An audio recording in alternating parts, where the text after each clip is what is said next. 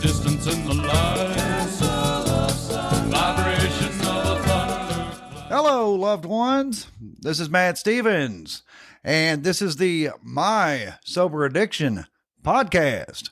And we are happy, healthy, wealthy, loved, and free. Yes, loved ones, I have decided to add to our mantra that we say on each episode, to add loved to that. And I do remind you every time I address you, dear loved one, that you are loved. However, it's always good to declare that over our lives. So yes, from now on, I think we should go with, we are happy, we are healthy, we are wealthy, we are loved, and we are free. This week, I was supposed to have a guest on My Sober Addiction. However, I got pretty sick this week. Don't know if it's something I had eaten, not sure, but I do know that I was really not able to do the guest thing this week. So I've also, in the very near future, have Clive scheduled to be on as well. So we may have 2 episodes back to back where I have a guest. I have a new guest coming on this that was supposed to be on this one. And then I have Clive. I'm guessing, I don't know. We're going to work it all out, dear loved one. But I do know that that's kind of a new thing for me with My Sober Addiction. It's usually a solo podcast. And while I will most likely keep it at least 50% of the time solo, I do rather enjoy having guests on. It is fun, and it does kind of break it up a little bit, break up the monotony, I guess. But I'm not going to put pressure on myself to each week find a guest, because I do hear of a lot of podcasters out there who really do. They're under the gun each week to find a guest and to prepare for that guest and to, just the whole thing that goes along with it. And I'm just, this thing is just too much fun. I'm not going to turn it into a high pressure thing. When we're able to have guests, we're going to have guests. When not, I'm just going to do my solo ramble as usual. By the way, dear loved one, if any of you would like to suggest a guest, or if you'd like to be a guest, just reach out to me. You can reach me through the mysoberaddiction.com website, or even wherever you get your podcast. If you go to the Chat with Matt feature in the description, you can reach me there too, and I will be more than happy to get in touch with you. However, if you use the Chat with Matt feature in the description, please remember, that's not really a true chat feature. I can't really chat back to you. So always leave me a means of contacting you back if you do reach me there. Anyway, yes, dear loved one, I was not well this week, and it's kind of funny in a way, because the lovely Kitty and I were talking about how when I get ill, I don't just get a little ill. I don't just get a little bug. I don't just get a little sniffles. No, it's as if illness with me it kind of follows the addictive traits of 1,000 miles an hour or 0. It seems as though illness with me doesn't know moderation either. So, meaning last year, about this same time, I had shingles. And it's like, I didn't just get shingles a little bit. No, I had to get shingles on my face, very close to my eye. It actually got in my eye. I was faced with possibly losing the eye. Of course, I didn't, thankfully.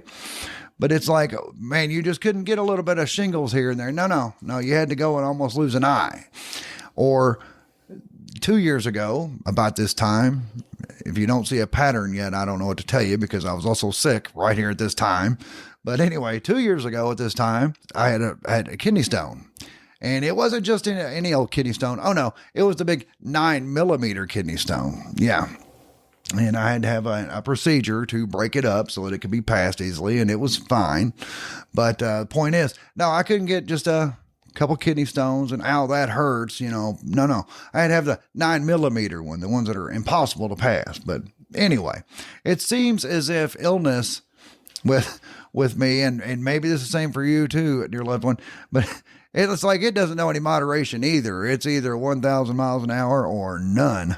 But anyway, that's just kind of funny, I suppose. But anyway, dear loved one, I'd recently done a video on YouTube, and I was talking about the quantum realm, the quantum field, and I told the story sort of, but on the YouTube channel, I really don't talk about addiction and all the things that go along with that as much. But I was referring to my one big bad overdose. And, I'm aware of the fact that, yes, I had fallen out before when I had done drugs, but I had one overdose that was particularly bad, to the point where the paramedics that were working on me had given up and were like, yeah, this guy's gone. It's too late. We can't get him back. That kind of thing.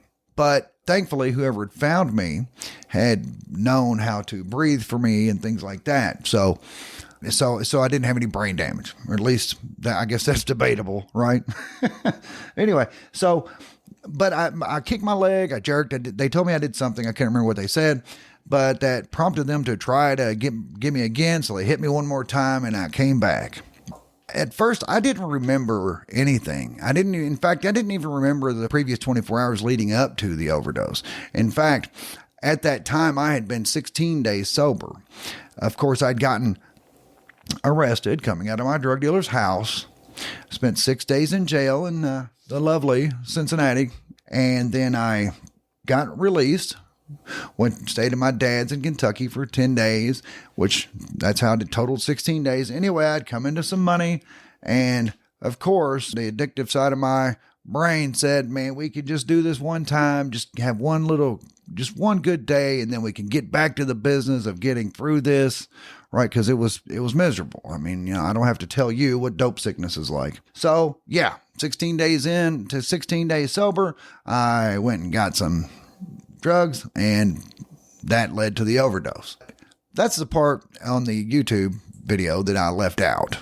What I was really talking about, though, was while I was out of it, I was very conscious of self, meaning I was conscious of the fact that I existed. The only way I can describe where I was is it was a black place, but it was not scary. Of course, it wasn't.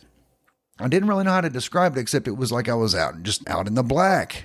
And now that I know about quantum mechanics and quantum theory, the things that I do know, I know that I was in what you would call the quantum field, which is where the creator creates from. That's where God creates from.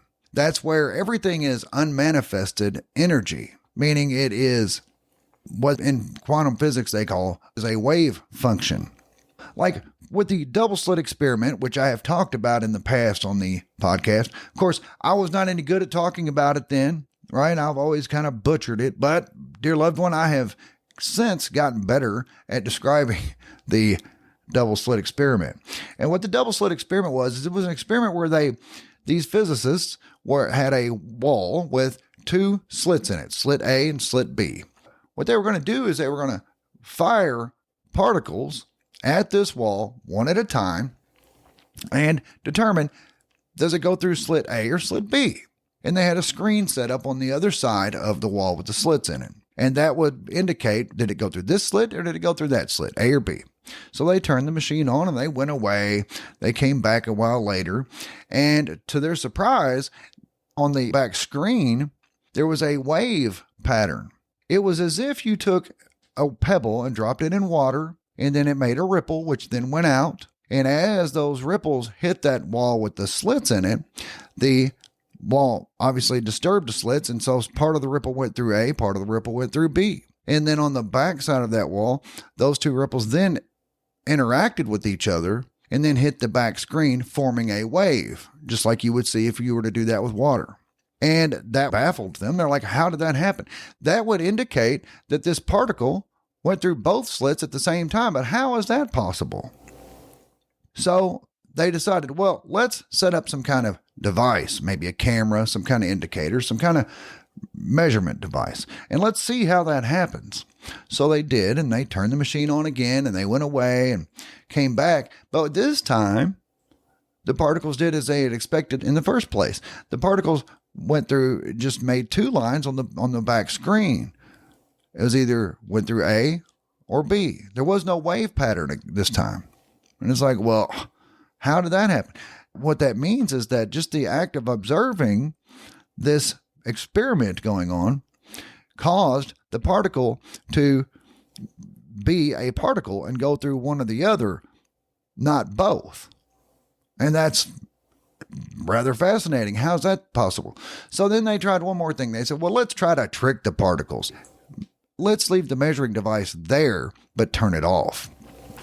And so that way the particles will think they're being observed, but they're not. So they do it again. They leave, they come back, and the wave pattern was back. The particles were not fooled by them turning off the machine. They knew the machine was turned off. The particles knew the machine was turned off. So therefore, they went back to going through both slits at the same time. Now that is how I describe the quantum field where I was when I was in that overdose. That is unmanifested energy. It is like that wave function. It is this or that. It's here or there. It's a possibility. It's only potential until intention is placed on it, until attention is placed on it, and it becomes a physical thing. It actually turns into physical matter. So it is just a cloud of energy until something is placed on it. And that explains to you how our Creator, God, creates from nothing. It is just a field of energy. And once attention is placed on it, that's when it becomes something. Just like in quantum theory, just like with the double slit experiment, it tells us that that is what matter is until it has intention or attention placed on it, which really gives a deeper meaning to the old slogan of where attention goes, energy flows. When I was in that state, when I was overdosed, and I found myself in that field, which at the time I didn't know. That's what sent me on the big woo-woo spiritual quest that I was on. Is I was like, what was that? I know that some people may be a little upset by me saying this, but from that experience, I lost my religion. I did. But what I lost in religion, I gained in spirituality. I can honestly tell you, I am far more of a believer now than I ever was when I followed any organized religion. I know that there is a creator. I absolutely know that there is a God. I have experienced the place that God creates from. Now, that is personal experience. There is no way I can prove that to anyone. But as I've said before, I feel like this is a safe place. A lot of people here have had some near-death experiences, if we want to call it that. And you may have experienced that too. And maybe you're like, what was that I saw? Because the stories we usually hear, people say, yeah, I was floating over my body and I saw the paramedics working on me. No, I didn't see anything like that. In fact, I didn't even remember any of that. I didn't even remember the 24 hours leading up to that. I didn't remember getting the money. I didn't remember caving in and going and getting drugs. I didn't remember doing the drugs. I mean, it came back to me after a little bit of time. Yes, I mean, it did come back, and I remembered all that. In fact, I remembered all that and then some. I remembered the time that I was not here, during the time when the paramedics actually was like, well, we can't save them all, right? And they were ready to let me go, but they didn't. And I say all those things because some people think, well, if you're spiritual and metaphysical and stuff, well, then that's not really having faith. And I'm like, well, okay, but when you get to a point where you almost feel like you're beyond faith, it's like, I've witnessed it though. It's as if the word faith doesn't cut it anymore. It's almost as if it's bigger than faith. And I don't know how else to explain it. It's very complicated. It is. But I hope that you, dear loved one, know what I mean. So if you do want to go watch that YouTube video, yes, I did leave out the parts about the drugs and the overdose and all that, but that quantum field, it is real, and it is a very good way of explaining creation. It's a very good way of explaining a lot of things. Like I've talked about the book by Itzhak Bentov before, Stalking the Wild Pendulum. And then the follow-up to that book is A Brief Tour of Higher Consciousness, where he does talk about how the creator creates outside of the universe, because the universe is all manifested, but outside of the universe where the creator resides, that's where it is quantum field. That's where it is all potential. It's potentially anything, depending upon what you focus your attention towards, depending upon what the creator focuses its attention towards. So isn't it amazing how we have been permitted to be co-creators in this lifetime, in this realm? And we addicts, dear loved one, we should know more than anyone that we do create our own reality. Think back when you were in active addiction. You were focused like a laser on your addiction. And what manifested every single day in your life? What came through loud and clear? Addiction. Your addiction, that need, that craving, that whatever you want to call it, came through loud and clear every day.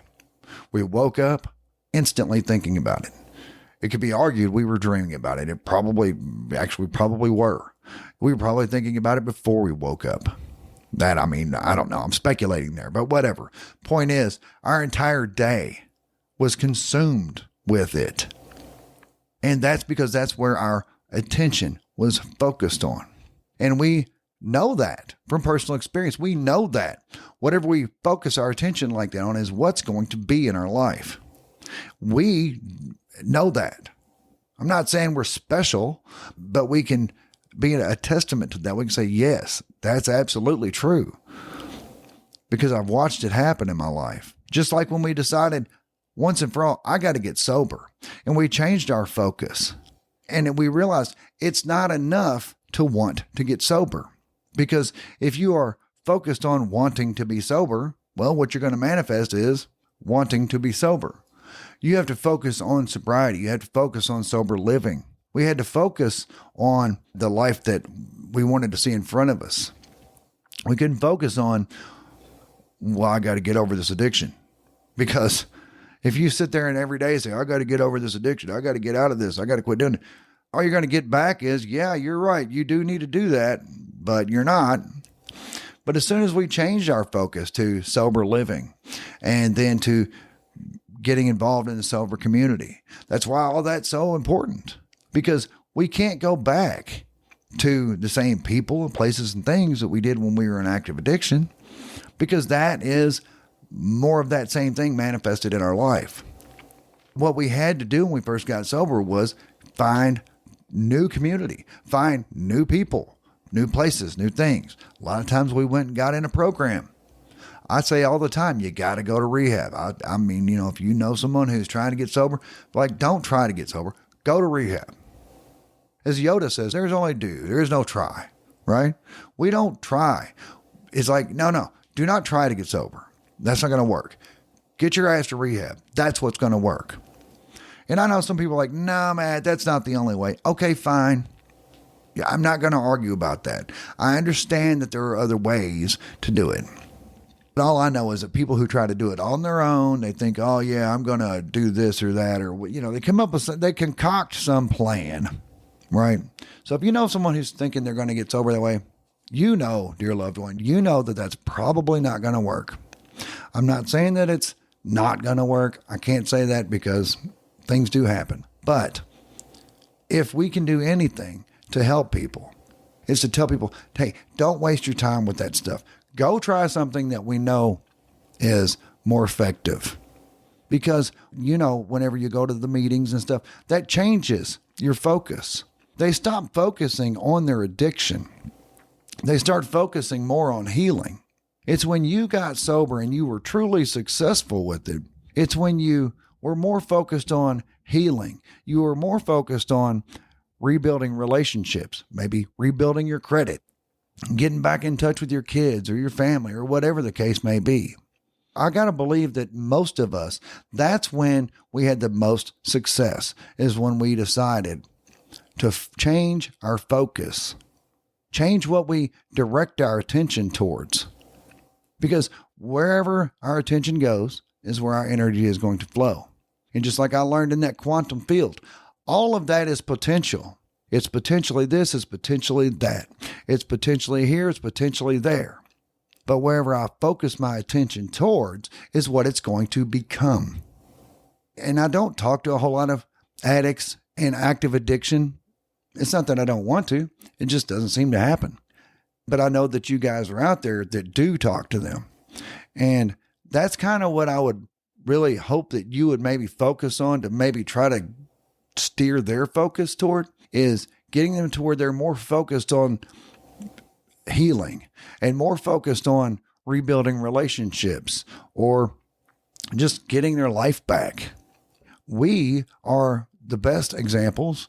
A lot of us have good jobs now. Maybe we are living in a stable household that we are providing for ourselves.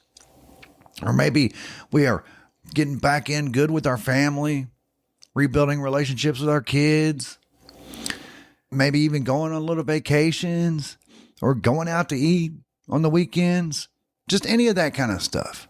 But it's pretty amazing to those people who are still in an active addiction. Maybe they see you on social media and they think, wow, he's doing really well. And you are. And it's like, I can do that. Look how well they're doing. You are leading them by example, and you may not even realize you're doing it. So anyway, loved ones, I just wanted to share that with you, what I learned during that overdose. And no, that wasn't my last hoorah. It wasn't. I had a rather long relapse even after that, but it did plant the seed in me. It really led me down the rabbit hole later. I was like, what was that I experienced? It certainly wasn't what I had been programmed to believe. Please understand, dear loved one, I was raised a Catholic. I'm guessing I probably should have met St. Peter at the pearly gates or something. I don't know. But certainly not the quantum field. Certainly not that. But I'm telling you, that experience strengthened my resolve, and spirituality strengthened my resolve. And I know there's a God. More so than anything else. That was an amazing experience.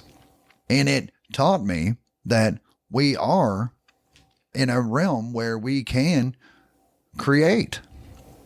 I just didn't know how to explain it then. I didn't know anything about quantum theory. I'm still not into physics that much. I've never been much into science and math.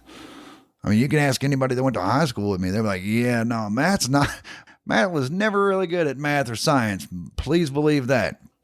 Absolutely not. However, when I discovered quantum theory, I was like, oh, wow, that's what that was. And I found double slit experiment. And we can really go super far out there. And there's an extension of the double slit experiment called the delayed choice quantum eraser, and it is very complicated, and I am absolutely not qualified or prepared to talk about that. Not even close. But it is interesting. If you are interested in that, maybe look it up. But please understand, it is extremely complicated, hard to understand. I'm working on it. I'm trying to grasp the concept. Will I ever be prepared to talk about delayed choice quantum eraser? Doubt it. I seriously doubt it, dear loved one. I mean, just listen to that and think, yeah, that sounds pretty hard to talk about. It is. It is. So anyway, dear loved one. So I have coming very soon, I believe, a merch shop on the website, on the mysoberaddiction.com. We're going to do some t-shirts, maybe some hoodies, some mugs and things like that. And if you have any ideas, if there's anything that you would like to see on the merch shop, if you'd like to see a t-shirt with, if you've got any ideas, if you've got anything that you think, hey, Matt, this would be good for My Sober Addiction to do a t-shirt or a mug or whatever, let me know. Let me know what you think.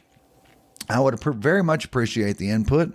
And if you do want to go down the old metaphysical, woo-woo, spiritual rabbit hole with me, you can always find me on YouTube at Matt Stevens MSA. And other than that, I am still on X, also Matt Stevens MSA.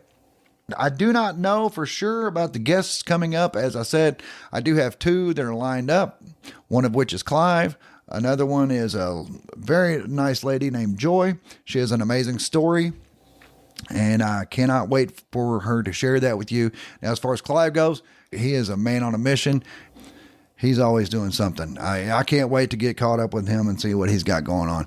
Anyway, dear loved ones, other than that, please give me a rating and review anywhere you get your podcasts. That's what I got for you. I do love you. I truly do. And I'll be back directly. There is a